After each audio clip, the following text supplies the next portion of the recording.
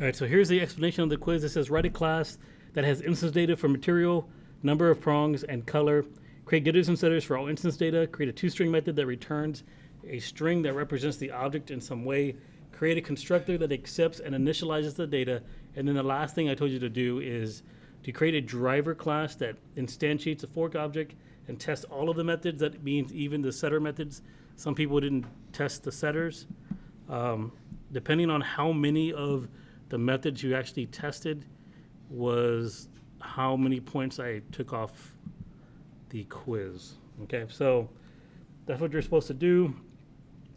This is a generic object. There's really no special method described here that would do something other than getting and setting your instance data. So this is fairly simple to write. I think I actually started this one though, right? I did. Okay, so this is where I left off when I created this.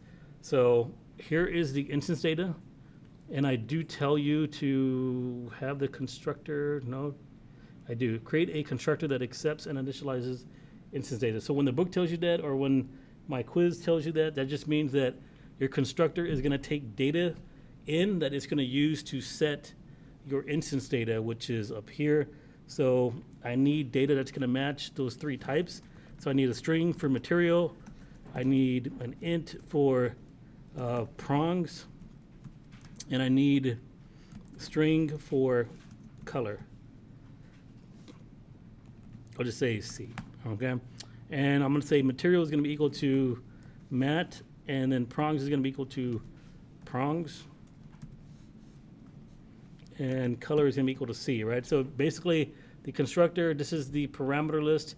So when you instantiate your object, you're gonna pass in the material, the number of prongs, and the color.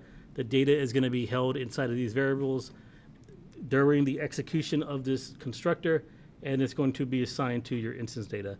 The next thing is the getters and setters. Okay, now depending on the type of data that you're using, these will change. So for the string and the color, they're going to be kind of similar. So I can say public void set material.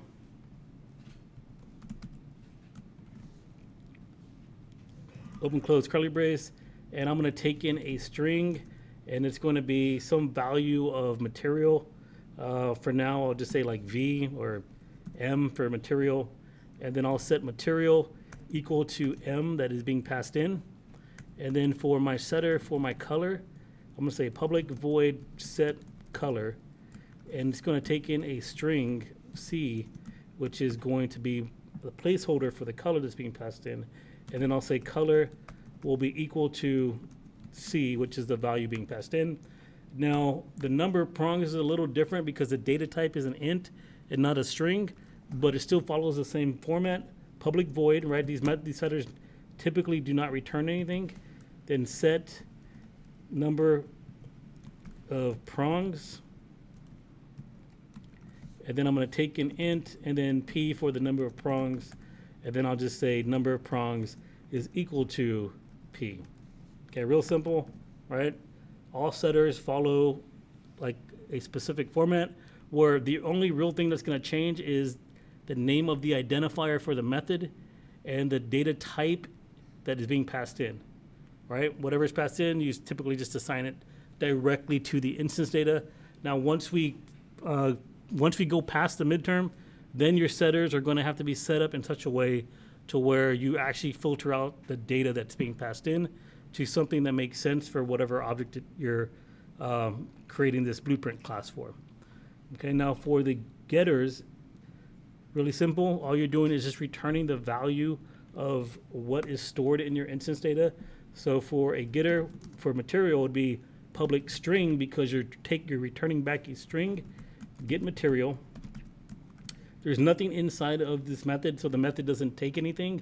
So the parameter list is empty. That's why it's just open close parentheses.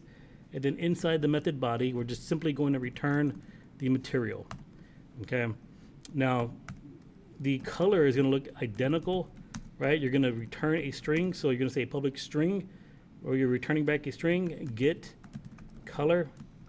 There's nothing being passed into the method, so you have nothing in your parameter list. Then you're going to open close the method body. And then in here, you're just going to return the color. Okay, so the number of prongs is going to be just slightly different, where you're going to actually you're not going to return a string. This time you're going to return an int, and then you're going to say num of prongs. Oops, I'm sorry, get number of prongs. And then there is nothing coming into the method, so you don't have a parameter list. And then inside of your method body, you simply just return the number of prongs. Okay. Now your toString method is a method we're going to use to return back a string that represents our object in some way. So this always follows the same header. It always has the same header: public string, toString, open close parentheses, and then inside the body you're going to just return back a string that represents the object in some way. So that typically means that you're going to give back a string that is going to have the current state of the object. And when I say the current state, that just means the current value of all its instance data. So what the material is, what the number of prongs are, what the color is. So I'm going to come over here and I'm going to return back a string. God damn it, what the fuck? Okay, turn back a string, and I'm going to say, not color, fork. And I'm going to say that the material is something. I'm going to say %s, and then the color is something. I'll say %s, and then we're going to say the prongs are something, and I'll say %d. Now, if I was using the string.format, this would be perfect, right? I just type string.format and then inject the data. But most people are not comfortable with using string.format. So what I'm going to do is just come in here and concatenate in my material, and then come to where the color is supposed to be, highlight that, concatenate in my color, and then where the prongs are supposed to be, I'm going to concatenate in my number of prongs. All right, and that's it. That's all I have to do for my class. That, like I said, there was no additional method like with the square and the rectangle where we had to calculate perimeter and area. This was just a straightforward, what we call a plain old Java object, meaning there really isn't anything special with it. It's just an object, it's instance data, and it's getters and setters. Right? Pretty straightforward. So now if I wanted to use this, I have to make a class called fork test. Yes. Before you go to the test, can I just ask a question about that class real quick? Yes. When you, the constructor, I don't understand, what do you do with those whenever you set the material to that? What is, and then you put material equals n? What is that? It assigns data to your object, right? So let's just say if this didn't do anything, okay? I'm just going to go ahead and get rid of this. I deleted it. Okay, this constructor doesn't do anything with anything, right? But it does require a string, an integer, and a string. So when I go to instantiate an object, I'm going to have to pass in some type of data. Otherwise, Java is going to be upset at me. So when I go and make my driver class, I'm going to come over here and make my driver class really quick. I'm going to call this fork test. Oops, that's text. Fork test, and this is a Java file. So I'm going to say public class fork test, and then public static void main string array arguments fork is equal to fork open close parentheses. There's my object. I forgot the new. Okay, but I do need to pass in data inside of my constructor, but I'm not for now, just so we can see the error. And I'm just going to send my object to the output console by just saying, here's the fork, print out its toString. So now when I go to command prompt and compile and run this,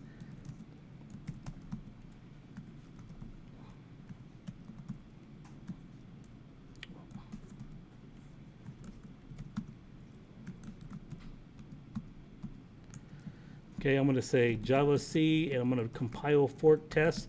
Compiling fork test.java will also compile fork because fork test is referencing fork.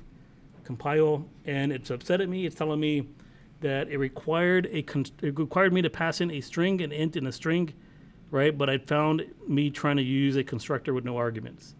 Okay. The only reason it told me that is because if I go to fork, right, this is the blueprint for my object. My blueprint tells me I need a string, an int, and a string. So I'm going to go ahead and give it a string, an int, and a string. So I'm going to say, okay, well, the material is going to be wood, and the number of prongs is going to be 4, and the color of this is going to be red. Oops, I totally did that wrong. I'm sorry. I meant to put this up here. Oops, what the heck? Meant to put this right inside of the constructor. Okay, so now I'm passing in a string, an int, and a string to my constructor. I'm gonna save this, hop over here, recompile. Okay, compiles, that's always a good sign. And I'm gonna run it by saying fork, test. Okay, and my output is null for the material, null for the color, and 0 for the number of prongs, okay? Now, what happened? Does anybody know what happened? I said it was supposed to be wood. It was supposed to be, the number of prongs was supposed to be 4, and I said the color is supposed to be red. Why didn't any of that data stick? The guys paid. You don't know? I just say because your code is wrong. Yeah, exactly. My code is wrong, right? Because, right, there's nothing in my constructor. My constructor isn't doing anything. So somebody had asked a question, what was the purpose of that? So what is the purpose of that? Can you tell me that now? That's the data that's coming in, and you're assigning it to your instance data. So now when I change my constructor to the way that it's like here, like the way that I had it before, now I'm passing in wood. Wood is coming in right here, wood's right there, and wood gets assigned to the material of my fork, right? If I don't pass, or if I don't do anything in my constructor, that data would just remain null, like the way it did here. Meaning null means it never got set. There's no object in that location. All right, any questions on that? I mean, that's the purpose of the constructor. You're taking in the values and you're assigning it to your instance data. Yes.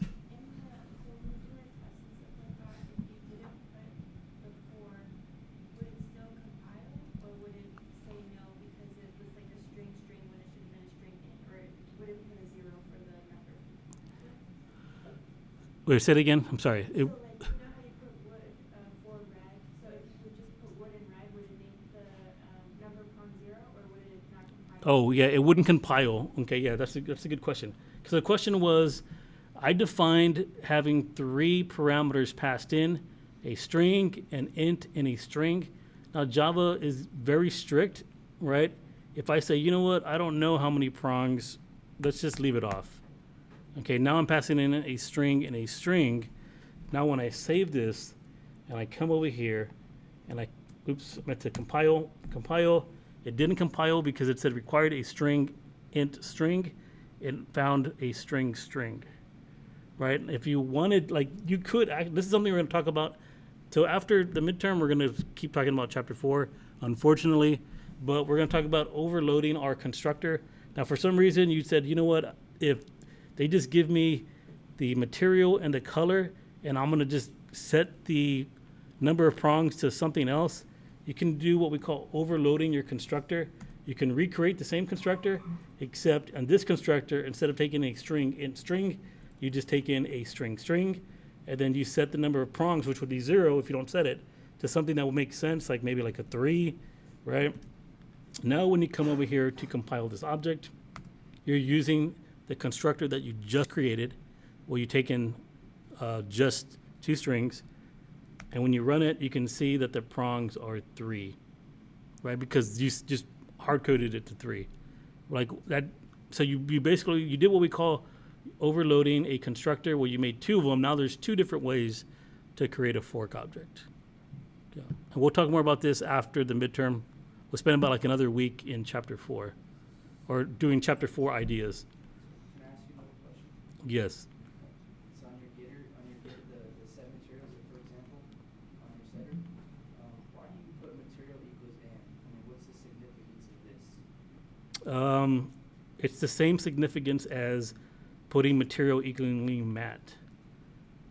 So how are we ever going to use that in? You did use it. It's a placeholder. Have you read the lectures from the class that you missed? Okay, you need to do that. So this is our parameter list. Okay, so it's just basically as a placeholder for data coming in. So every time I call my setter, it's using that M, because it's just going to take in that data and set that fork. So if I come over here to fork dot set number of, wait, we'll set material, right? Set material, okay, and I pass in a, I don't know, this time we'll say stainless steel, right? Stainless steel. Okay, I'm gonna pass in stainless steel, and then I'm gonna print out my object one more time after I set the material to stainless steel. So now my setter is getting called. So Java's gonna hop over here, look at your setter and say, okay, well, stainless steel is in place of where the M's at. Now stainless steel is here. Material, which was once wood, is now being assigned the value stainless steel. So after the setter is invoked, past this line of the setter, material is gonna be stainless steel. Okay, so now when I, Helps you separate your code, as I know, help you differentiate different things whenever you call your objects. So you use the same kind of identifiers. it's something that is required whenever you write a blueprint of how an object is supposed to behave. If you know you want your method to take in a string, then you need some value there to tell Java you're expecting a string to come into this method. Okay, so I created, and all constructors or all setters are done this way, is they're created in such a way to where you take in a value to assign the value that you want to change, right? Material is a string. I need a string to come in. If I got rid of this, M no longer exists, right? So now when I come over here to compile, it's telling me like, hey, what are you doing? M doesn't exist anymore, cannot find symbol, blah, blah, blah, blah, blah, right? Okay, so if I did this, then I'm gonna have to, in my set material, then just here I have to make something up.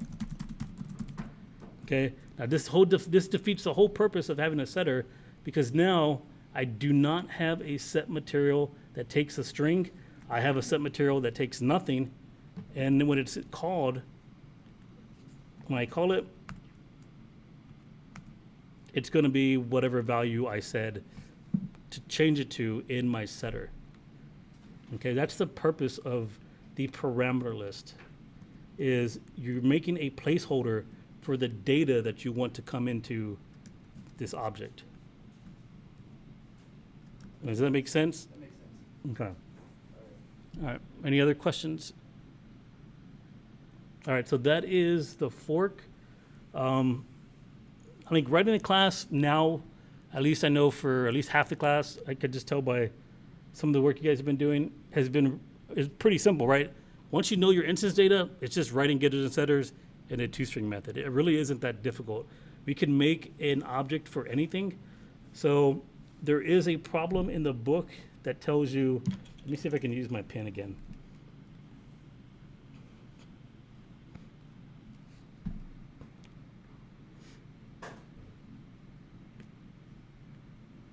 All right, so there's a problem in the book that tells you to write a class for a dog. And the reason I'm bringing this up is because it's one of my favorite questions to ask on the midterm. So you may or may not see it on Monday. I don't know yet. I haven't decided which problem I'm going to give you. It's a debate between the student and the dog. But if I have to write a class for a dog, I'm going to say, okay, well, I know that I'm going to have a class named dog, some instance data for the dog. The book actually tells you what to do. It tells you that it wants a name and an age. Okay, I'm not sure if it says breed, but I just slap in a breed on my midterm just to make this as difficult as possible. So I want instance data for a name, an age, and a breed. What type of data is name? Anybody know? String, right? So I know that this is going to be a string. Okay, what type of data is age? An int. Okay, I'm going to make it an int. What about breed? string, right? Okay, so I have instance data for name, age, and breed. From everything I have right here, I know that I'm gonna have a dog class that's gonna have like set and get for name, age, and breed, right? So I should already know how to make the setter and the getter for name, age, and breed if I already know the data type, right? So that's really simple. I'm just gonna hop over here and go to Notepad++. I'm gonna save this as dog. Oops, dog test. I'm going to save it as dog, but with the Java at the end.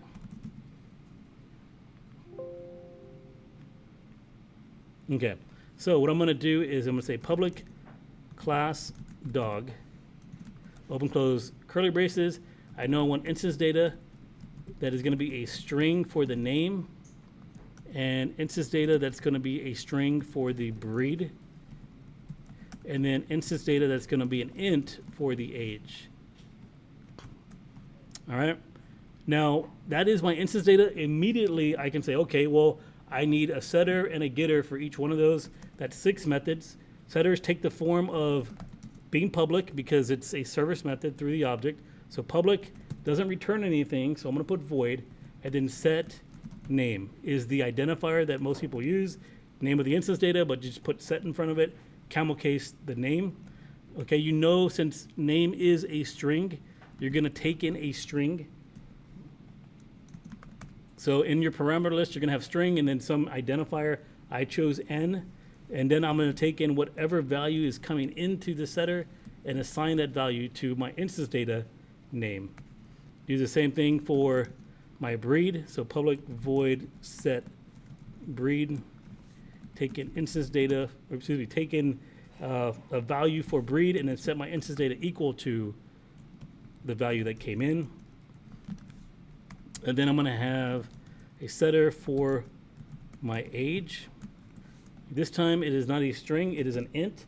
So I'm going to take in some value that is an integer, and then I'm going to assign age whatever value that is coming in. Okay, real simple. Those are my setters. Now I can go ahead and write my getters, which is even more simple, where I just return the type of data that each one of these are. So get name is going to give back a string, and I'm simply just going to return my name, or the dog's name. Oops. I'm going to do the same thing with the breed. Get breed returns back a string, and then you just simply just do return and then breed. All right, the age is a little different than the first two. I keep typing pubic, what the heck? So public, and then int, get age, and then open close curly braces, and then return age. All right, there you go. 6 methods done.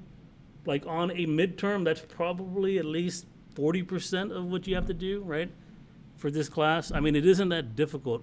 People are making it more difficult than it has to be. Yes. So whenever you call one of those methods, the way you call it is you have to use the dog class? You have to have a dog object, so these methods are invoked on an instance of the dog object.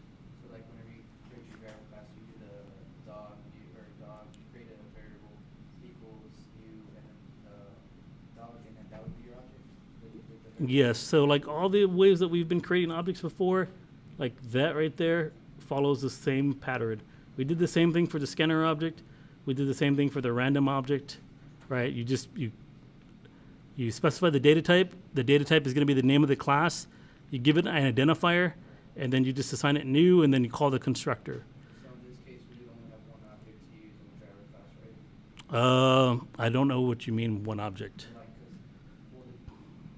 because you can only use, well, how many objects can you use? You can make as many objects as you want. Yeah, I don't like. What do you mean? How many objects? No, I just was wondering how you can use all these methods. Like you just create the object and you invoke the method through the object. So I know how to invoke the method, but when you say, so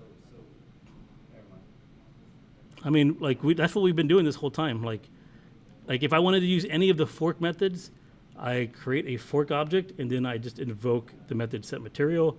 If I wanted to do set color, I can call set color. If I wanted to do set number of prongs When or you call set color, you would use the fork object to call set color?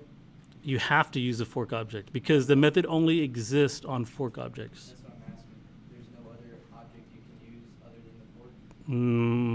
No, Okay. because you're defining it on the fork class. That's what I'm saying. So if you want to use any of these methods in the dog, you just put dog dot or set name dot get name or. Yeah, yeah. All right, any questions on this? So these methods are associated with a dog object.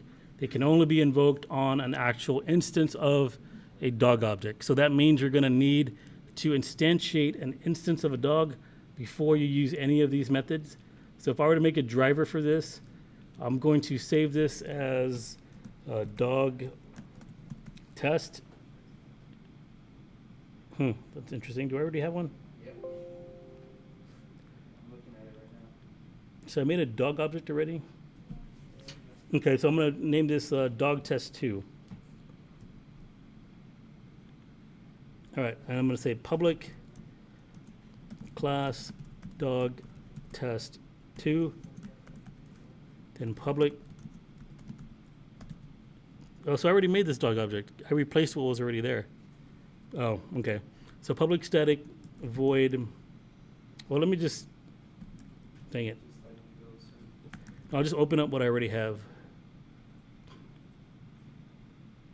So dog test. All right. Oh yeah, I did do this, and I got now this doesn't work anymore because I deleted speak. And how come you guys didn't stop me? I just did an example that you guys already seen before. All right. Well, I'm gonna go ahead and delete all of this. Sorry about that. Dang it, I can't do that because the online class hasn't gotten to this point yet. So, all right. I'm gonna have to fix what I just did, but let me just go ahead and hop back over here. I'm gonna copy what I did over here, paste it right here, name this dog test 2, okay? And right now, my dog, if I want a dog object, my dog object is going to be like that, right? Because I didn't define a constructor, right? There's no constructor defined in this object. It's just getters and setters. So that means if I want to instantiate an instance of this dog, I'm gonna have to do it like so. And I'm gonna do something like system, actually, I'm gonna say like dog.set name. I'm gonna call it dog.set name, and I'm gonna pass in like rover, and then I'm gonna say system.out.println.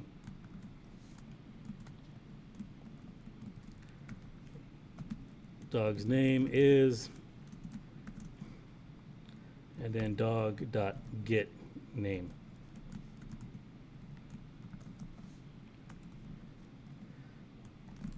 Okay, and I'm going to hop over here and compile. So this is dog Java C dog test 2.java.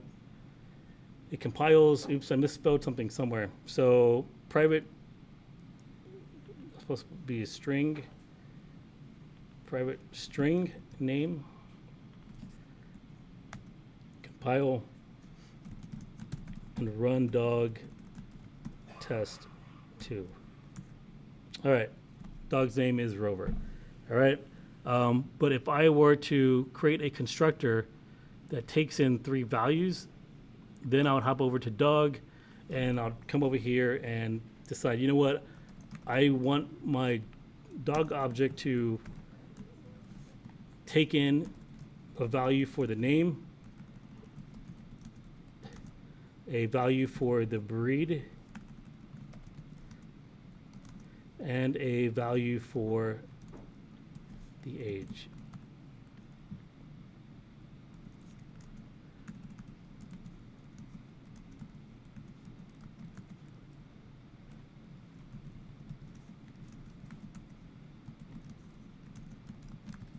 Now when I hop over here, I no longer have a constructor that takes in nothing.